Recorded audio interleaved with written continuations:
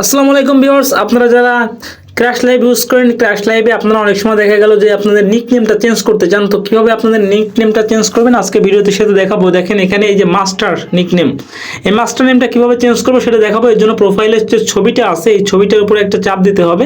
Just চাপ দিলে ভিতরে ঢুকে যাবে। এখান থেকে দেখেন ডান পাশে যে একটা কলম চিহ্ন আছে, কলম চিহ্নটা চাপ দিতে হবে। কলম চিহ্নতে চাপ দিলে আপনার এডিট অপশনে চলে যাবে। এখান থেকে নিচে নামলে দেখবেন যে আপনার নিক নেম আছে, এই যে নিক নেম, এই যে মাস্টার লেখা আছে। জাস্ট এখানে নিক নেমের উপরে একটা ক্লিক করতে হবে। এখানে জাস্ট মাস্টার লেখা আছে, এখান থেকে আপনি যে নামটা দিতে চান সেই নামটা দিয়ে দেবেন আপনার পছন্দ মতো। দেওয়ার পরে এই যে নিচে সেভ লেখা আছে, দেখছেন সেভ লেখা আছে। এখন কিন্তু সেভ লেখার উপর চাপ দেওয়ার কোনো অপশন নাই। আমি যেমনি আমার নামটা একটু এডিট করব, দেখেন এই যে নামটা একটু এডিট করার পরে সেভ কিন্তু কালার চেঞ্জ হয়ে গেছে। এবার কিন্তু সেভে চাপ দিলে নিকনেমটা সেভ হয়ে যাবে।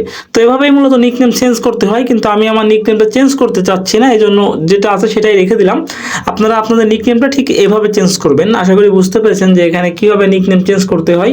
আজকের ভিডিওটা এ পর্যন্তই। ভিডিওটা ভালো লাগলে লাইক প্রদান করবেন, কমেন্ট করবেন, আর যদি আমার চ্যানেল নতুন হয়ে থাকেন নিজ থেকে চ্যানেলটি সাবস্ক্রাইব করে সঙ্গে থাকবেন। ধন্যবাদ।